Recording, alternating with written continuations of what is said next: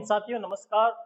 कैसे हैं आप सभी लोग। स्वागत है आपका हमारे यूट्यूब चैनल योगी मैथ जोन में। तो अपन ने पहले वाली वीडियो के अंदर प्रश्नावली 3.1 का पहला क्वेश्चन सोल्व किया था। तो आज अपन कर रहे हैं इसका दूसरा क्वेश्चन। ठीक है, क्वेश्चन दे रखा है 5 पेंसिल तथा 7 कलमों का मूल्य 50 रुपए है, जबकि 5 पेंसिल तथा 5 कलमों का मूल्य 46 रुपए है।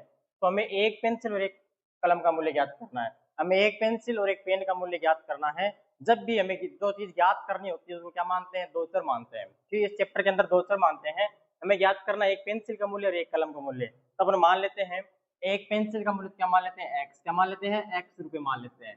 और एक कलम का मूल्य क्या मान लेते हैं, एक कलम का मूल्य मान लेते हैं वाई रुपए। क्या मान लेते हैं, वाई रुपए। तो अपन लिखेंगे इसको सॉल्यूशन में, माना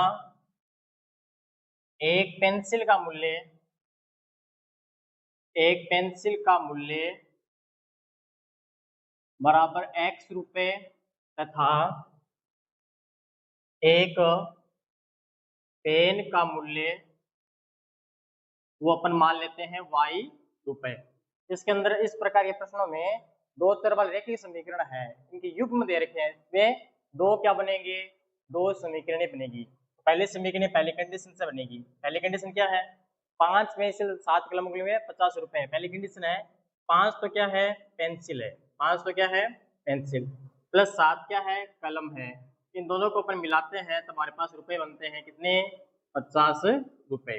इसी प्रकार 5 पेंसिल तो 7 कलमों को मिले 50 रुपए है। एक पेंसिल को मैंने माना x, तो 5 क्या हो जाएगा 5x, प्लस कलम को माना y, तो क्या हो जाएगा 5 7 y बराबर है 50 रुपए। समीकरण आगे कौन सी, एक नंबर। इसके अंदर सेकंड कंडीशन जो दे रखी है वो है 5 कलम। सेकंड कंडीशन क्या है, जबकि 7 पेंसिल, 7 तो क्या है, पेंसिल है। 7 तो क्या है, पेंसिल, और क्या है 5 कलम है। 7 पेंसिल और 5 कलम, इन दोनों को जब रुपए मिलाते हैं तो हमारे पास होता है 46 रुपए। कितने रुपए होते हैं, 46। अपने एक पेंसिल को माना x, तो 7 क्या हो जाएगा 7x, प्लस 5 कलम को माना y, तो क्या हो जाएगा 5y बराबर है 46। ये आगे समीकरण कौन सी, 2। ये तो आगे समीकरण नंबर 2 और ये आगे समीकरण नंबर 1। इन दोनों समीकरणों को हमें तीन विधि दे रखी है आपके चैप्टर के अंदर। तीन विधि दे रखी है, ग्राफ विधि, प्रतिस्थापन विधि और विलोपन विधि। जो अच्छी लगी वो विधि अप्लाई करें और निकाल अक्षर वाई के मान ज्ञात करने हैं। तो हमें इस क्वेश्चन के अंदर ग्राफ विधि दे रखी है, आलेख की विधि दे रखी है। तो अपन इस क्वेश्चन को ग्राफ विधि से हल करते हैं।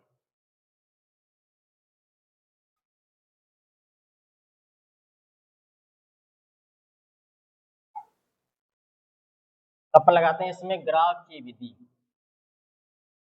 ग्राफीय विधि।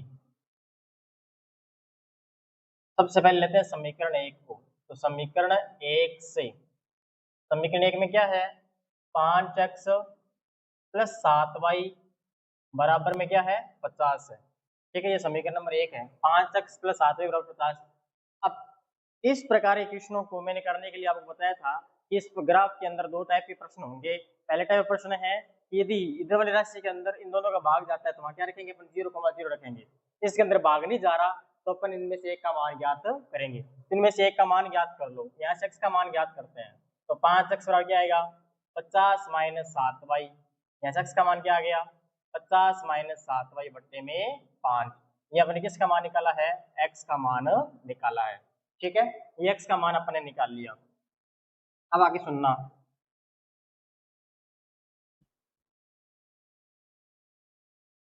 अब इसका ये बॉक्स बनाते हैं और x और y के मान लिखते हैं।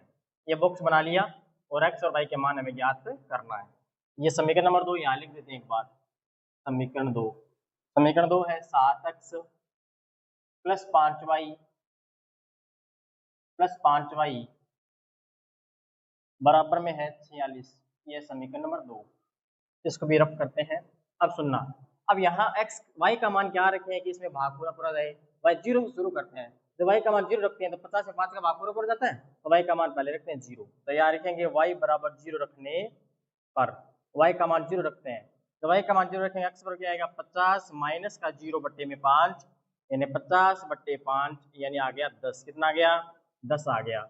अब हमें पहला मान याद करना है, हमें y का मान 0 रखना। अब 5 में 0 जोड़ो, 5 और 0 कितना होता है 5 होता है। अब y का मान 5 रखो ऑलरेडी। एक मान याद करना होता है फिर इनमें जोड़ देते हैं अपनी। 5 और 0 कितना हो गया 5, आगे वाला मान अपने आप आ जाएगा। y का मान 5 रखने पर, y का मान 5 रखने पर, y का मान 5 रखते हैं तो अक्सर क्या आएगा 50 माइनस 7 गुणा 5 बट्टे में क्या आ गया 5, यह आ गया 50 माइनस का 7 मतलब 35 बट्टे में 5, कितना आ गया 15 बट्टे में 5 बराबर आ गया 5 तेरी 15, ये आ गया 3। ये हमारे पास पहला बॉक्स आ गया, इससे अपन क्या बना लेंगे ग्राफ बना लेंगे आसानी से। अब समीकरण नंबर 2 को हल करते हैं। समीकरण 2 वही बात है, 46 में 5 का भाग नहीं जाता, 46 में नहीं जाता भाग, तो अपन क्या रखेंगे एक का मान निकाल लेते हैं, इधर से मान निकालो, जो छोटा है उसका मान निकाल लो, 5y का मान निकाल लो, चाहे छोटा है उसका मान निकालते हैं। 5y बराबर क्या आ गया 46 माइनस का 7x, यहाँ y बराबर क्या आ गया 46 माइनस का 7x बट्टे में 5। मैंने 5 इसी का मान क्यों निकाला है, क्योंकि इसका जो पद है जो गुणांक है वो क्या है छोटा है, 5 गुणांक छोटा है, इसलिए मैंने इसका मान निकाल लिया। अब इसका यहाँ से एक बॉक्स बना लेते हैं, x और y के मान रखते हैं। सबसे पहले रखेंगे 0, 0 रखेंगे तो भाग नहीं जा रहा 46 में, 1 रखते हैं, 1 रखेंगे तो यहाँ क्या हो जाएगा 7, 46 में से 7 घटाएंगे 39 भाग नहीं जाएगा। 2 रखते हैं 14, 14 में यहाँ बच गए कितने 46 में से 14 पर माइनस करेंगे तो हमारे पास कितना आएगा 2 और यहाँ पे आएगा 3, भाग नहीं जा रहा।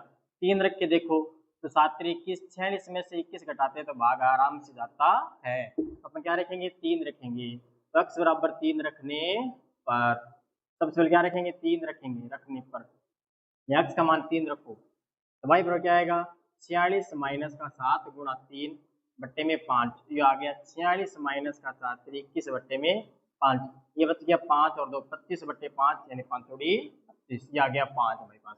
अब आगे वाला मान अपने आप आ जाएगा, 5 और 3 को जोड़ दो कितना है ये 5 बिना 8। अब अपनी आगे वाला मान अपने आप रखेंगे, x बराबर आ गया 8 रखने पर, एक मान आने के बाद में आगे वाला मान अपने आप आ जाता है, y बराबर आ गया 46 माइनस 7 गुणा 8 बट्टे में 5, 46 माइनस 7 56 बट्टे में 5, कितना आ गया 6 में 6 गया 0 और यह बच गया कितना माइनस का 10 बच गया, कितना बच गया माइनस का 10 बट्टे 5 यानी माइनस का 2। क्या रखा था आपने x का मान 8 रखा था, y का मान आ गया कितना माइनस का 2। अब हमारे पास दोनों बॉक्स आ गए, अब इन दोनों बॉक्स से मतलब है अब अपन इनका बनाते हैं ग्राफ, क्या बनाते हैं ग्राफ, ठीक है। तो एक बार के लिए मैं इनको यहाँ से रफ करता हूँ, ये दोनों जो बॉक्स है उनको यहाँ लिख देते हैं एक बार के लिए।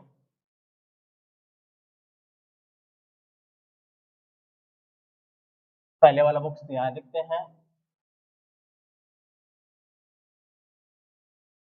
x और y के मान 10 0 3 और 5, और दूसरा है दूसरा बॉक्स क्या आया था हमारे पास में, ये आया था 3 5 8 और माइनस का 2। अब अपन इसका बनाते हैं ग्राफ।